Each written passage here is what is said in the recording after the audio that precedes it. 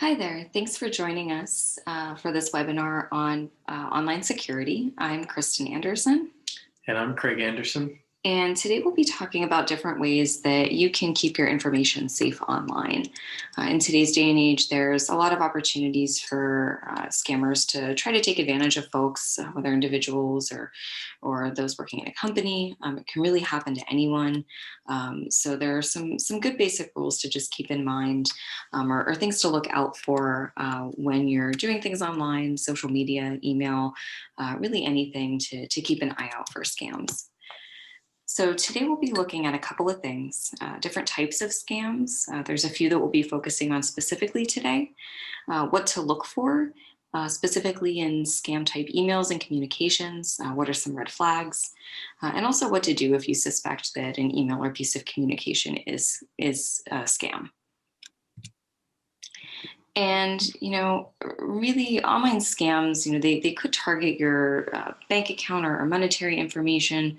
But a lot of times scammers are looking for a way to trick you to give up your personal information in some way. So whether that's your password, account information to get access to, it could be bank account, but also could be email. And really they can use this access to your accounts to do some malicious stuff, whether it's, just kind of wreaking havoc on your accounts or spreading malware or infecting your computer or other systems. So it's personal security is more important now than ever. And luckily there are some things to look for that are really good indicators of something that might be fraudulent. So we're going to pretty much be looking at two types of scams, but these are very prevalent in emails specifically. So the first type is called phishing. Essentially, it's kind of like actually phishing. You throw a lot of bait out there and you figure out who bites and you reel them in. It's an online scam where scammers will try to trick you into giving up your personal information, often by posing as a legitimate organization.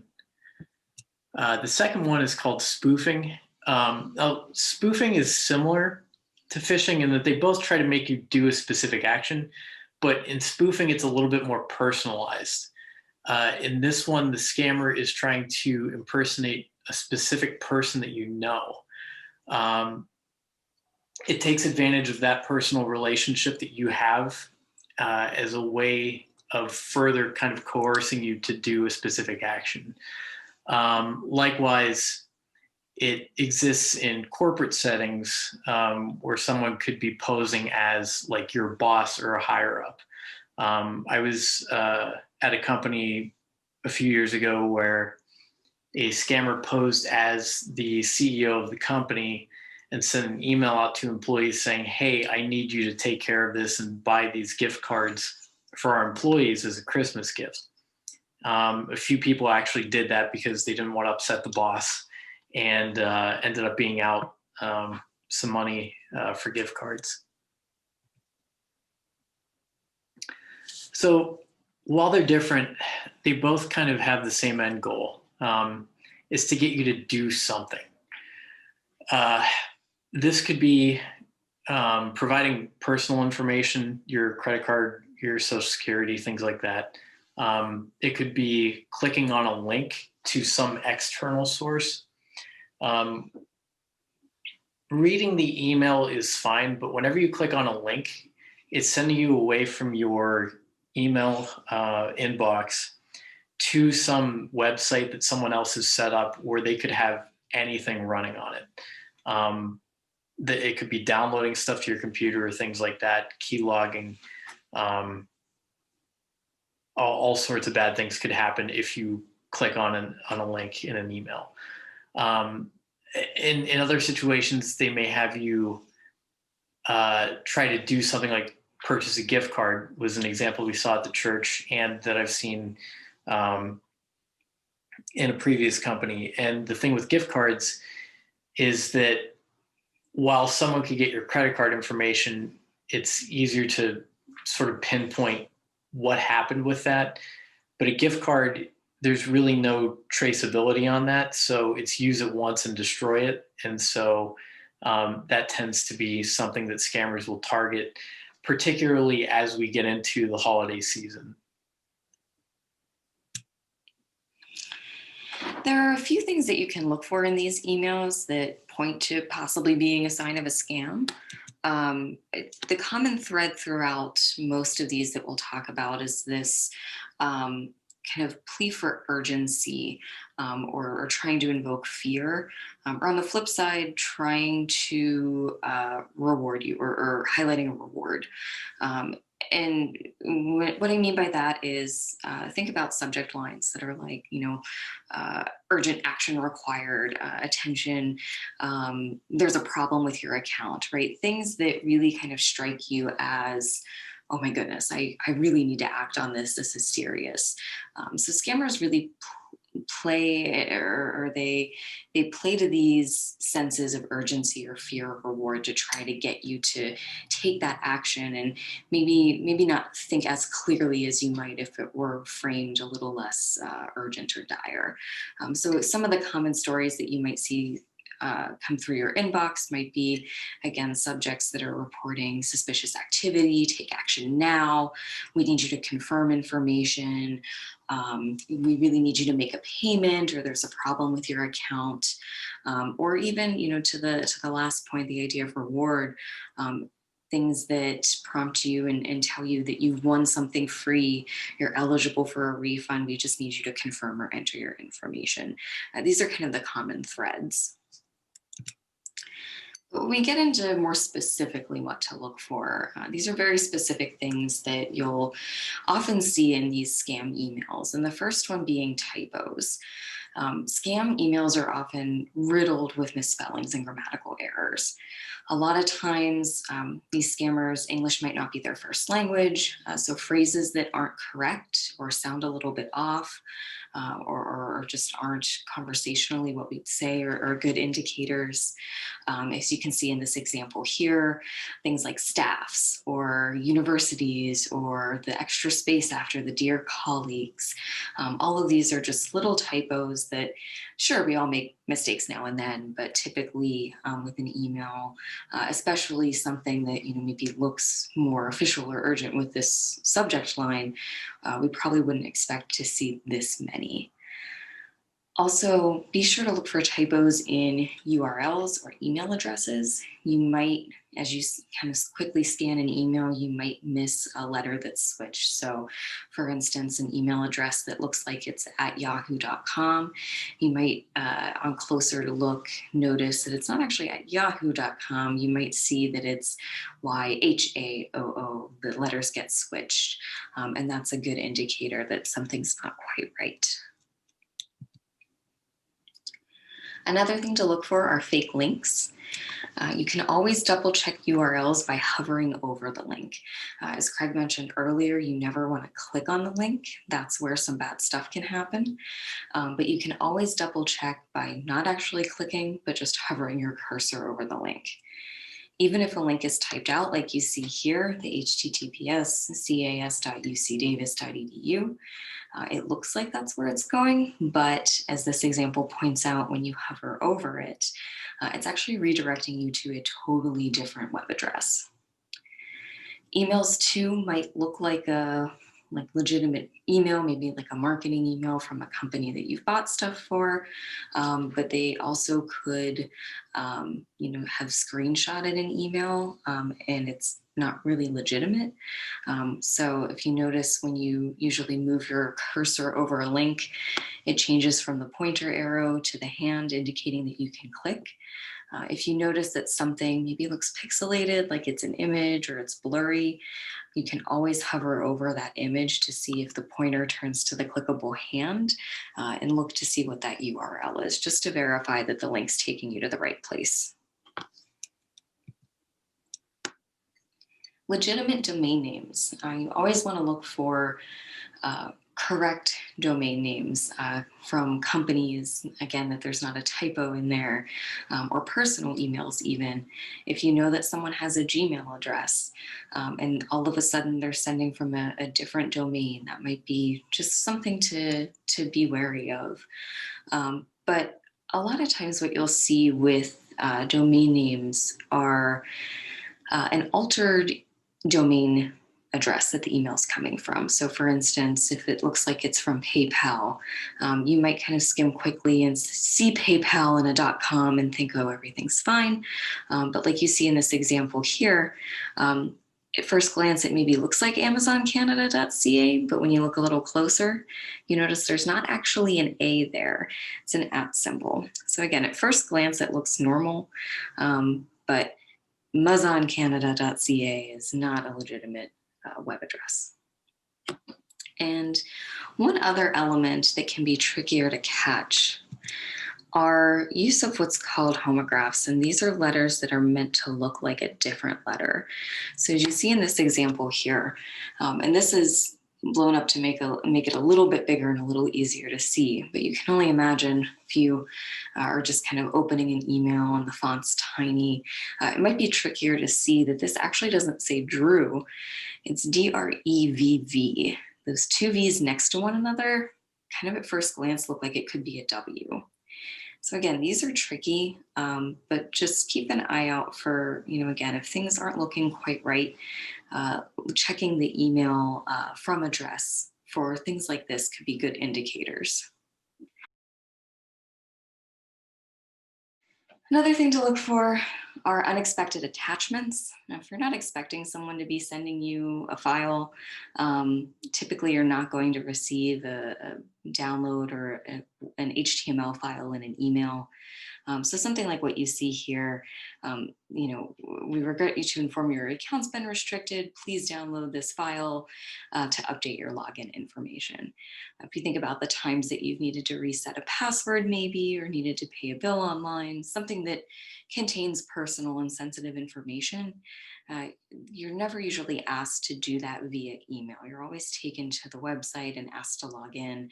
It's never via an attachment. So much like Craig mentioned earlier, those external websites that can intercept your information, be wary of these attachments as well. So while we were looking for some type of example for this, wouldn't you know, one just popped in my inbox on Sunday. So this is a good real world example to run through. So I received this email says it's from Walmart. It has a very long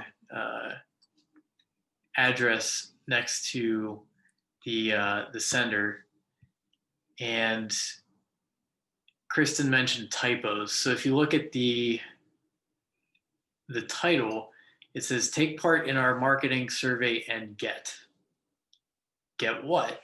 Get a gift card, get a return of free gifts, it doesn't really say. So that was kind of a first sort of warning signal. In any email inbox, you can usually find out more information about the sender. There's usually like a drop down arrow or something like that you can click. So by doing that, I was able to find out a little bit more here.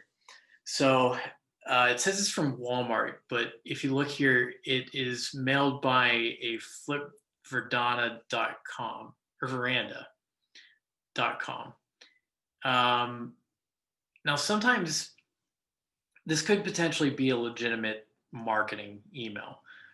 Sometimes marketing emails do have very long titles or addresses that they generate for things like this, but still it's very sketchy looking. And then to add to that, this is not my actual email address. It's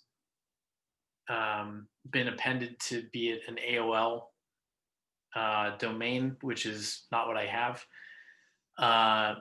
So I did a Google search on Flip Veranda, And what came up was the information on when the website was actually registered. And it was registered last August. So it's only a few months old. If you notice anything like that in particular, that should definitely be a red flag. Um, so we've all seen in marketing emails the unsubscribe link. What was worth noting in this instance was this whole square was not, it wasn't actually a link for unsubscribe, the actual text there. The whole thing was an image. And if you hovered over the image, it took you to this really, really long, sketchy looking URL.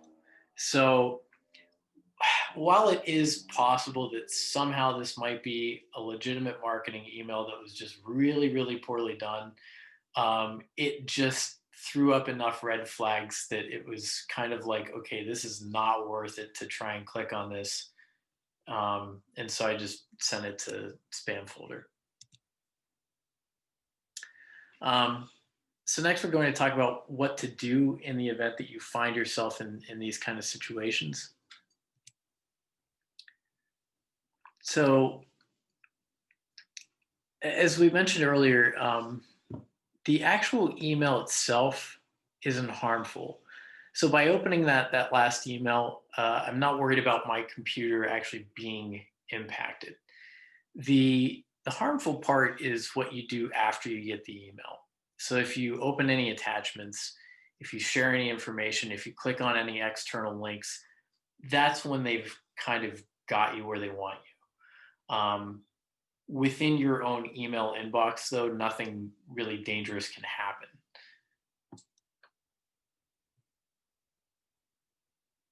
So here's some just quick notes on what to do. Rule of thumb is if you can verify the information in an email in a way that does not involve that email, do it that way. So for example, if you get a suspicious email from someone that you know, but something just doesn't sound right, it doesn't sound like how they talk, or they're being like very pushy and trying to get you to do something, uh, send them a text or give them a call. Verify with them in a way that does not involve that particular email. It's pretty unlikely that a scammer got a hold of their phone. So just try calling that. Likewise, if it's through something like a utility company that's sending you an email saying, if you don't pay us immediately, we're going to shut off your gas or something, that's also kind of a red flag. And what you would want to do in that situation is, independently of the email, go to that company's website, sign in using your account that you use with them, and any actual urgent, necessary information will appear on your account page. It'll all be right there on the company's website. Likewise, if you don't want to do that, there's probably a customer service number you can call just to speak with an actual person to verify that it really is a problem. As I mentioned in that previous email example, I didn't recognize the company name. So in that situation, Google is your friend.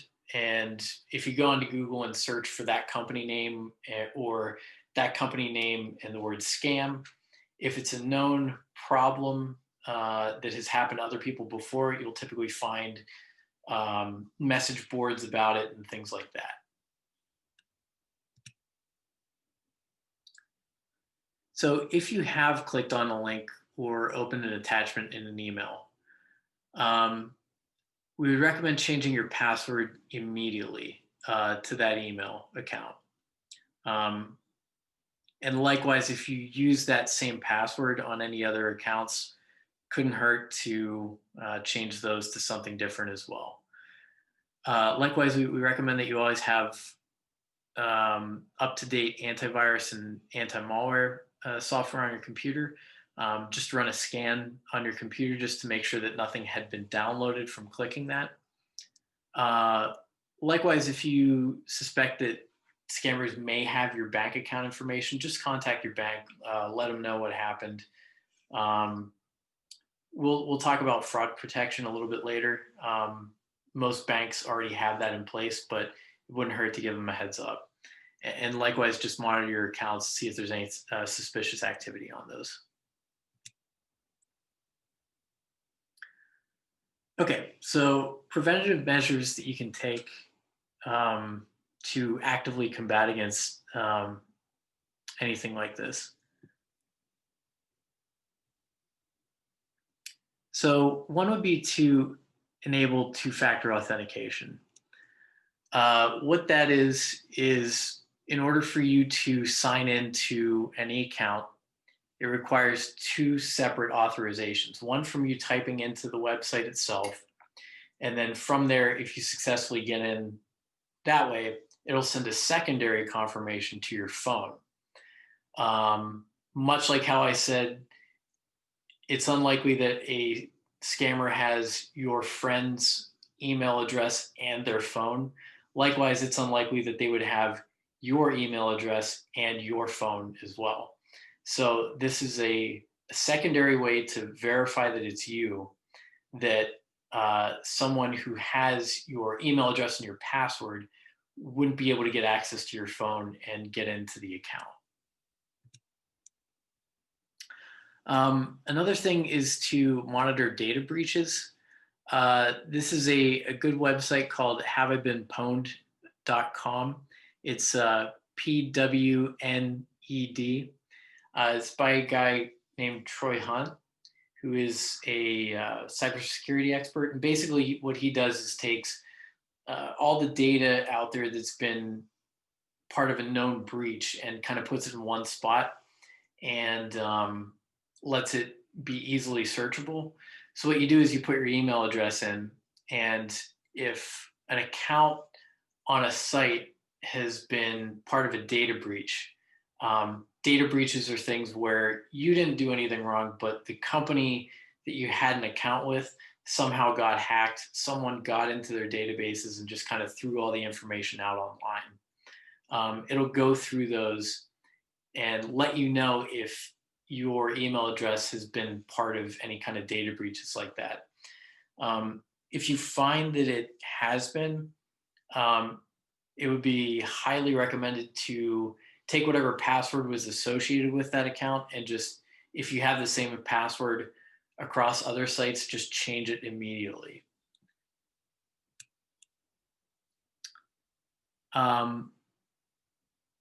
So one thing, talking about passwords, so what makes a secure password?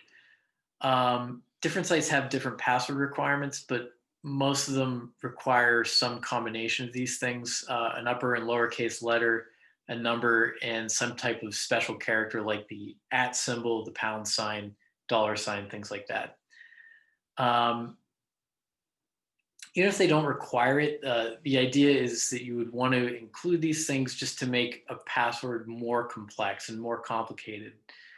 You don't want to make it too intuitive for someone who just knows a little bit about you to easily guess your password. And we'll get into that a little bit more when we talk about social media etiquette as well. So things like your kids' names, your pet's name, your birthday, things like that. Things that you could easily find on Facebook, for example. You don't want to be the basis of your password because someone could easily figure it out. As far as password storage goes, it's kind of recommended. It seems kind of funny, but sometimes the best way to do it is just write it down on a piece of paper and store that piece of paper in your desk. If someone's trying to figure out your password, they can't get into your house and get into your desk. So that is one of the most secure ways to store it. Likewise, there are actual password manager services out there. There's a company called LastPass that is pretty well known, and we would really recommend that one. Also, to the point of keeping it on just pen and paper, like Craig mentioned, store it in your desk. Ladies, don't put it in your purse, don't put it in your wallet, don't take it with you. Find a location to park it where you know where it is, but it's not out and about with the potential to get lost. Mhm. And lastly, for financial information, we would always recommend that you make sure that your bank has some type of fraud protection in place. With this, your bank kind of figures out typical stuff that you buy. And then if something really out of the ordinary comes up, it'll instantly trigger an alert. They'll typically send you a text message notifying you that some type of suspicious activity is on your account, and then you can just either say, "Yeah, that's me," or "No, cancel that." It's a really convenient, hassle-free preventative measure that you can take pretty easily. So we are increasingly online, and it's helping us stay more and more connected with each other, but it is also causing just a treasure trove of information for people that want to scam us or hack into our accounts and things like that. So with social media, there are a few sort of recommended etiquette things to keep in mind. Um, One, if you're on Facebook, set your profile to private. Um, Only, this would let only people who you are friends with actually see your information. There's really no reason that you need outsiders to be looking at your profile and things like that. Um, Likewise, if someone sends you a friend request and you have no idea who they are, just don't accept it. It's not a problem. They won't be upset. Um, the other recommended thing is like don't publicly be cautious of what you share publicly in terms of personal information. Um, Things like you know grandkids' names and you know favorite sports team and things like that. Um, the other thing is if you post images, just be aware that people other than friends and family could potentially see those images. So if you take a picture of your car and your license plate is in that picture, someone could reasonably figure out what your license plate number is, for example. Um, Same thing with lately the online quizzes of like 10 things you didn't know about me, or like fun first things that I did, like my first roller coaster I rode, or where I went to middle school, or where I first saw this thing, or quizzes like that. While they might be fun to share information about yourself with friends and family, the side effect of that is that a lot of times the answers to these quizzes also happen to be security questions on websites. So if like you forgot your password and you click on the "I forgot my password" link, it will ask you some questions that you've already agreed to answer before, like what was the name of your first dog or something like that. And the problem is that if you've answered a quiz on Facebook and your profile is set to public and you friended people that you don't actually know, they could see the answer that you gave on that quiz and use that to bypass the security question that was set up with the intention of blocking out people like that. So, would just highly recommend trying to avoid quizzes and information that may give away answers to security questions like that. Whether it's social media or what you're sending and receiving in an email, Your information is easily the most valuable thing that you possess online. So be very cautious about the information that you're putting out there. Tools like email is helpful, and social media is great to stay connected. But like anything, bad actors can get a hold of it. So do everything that you can to safeguard that information as much as possible.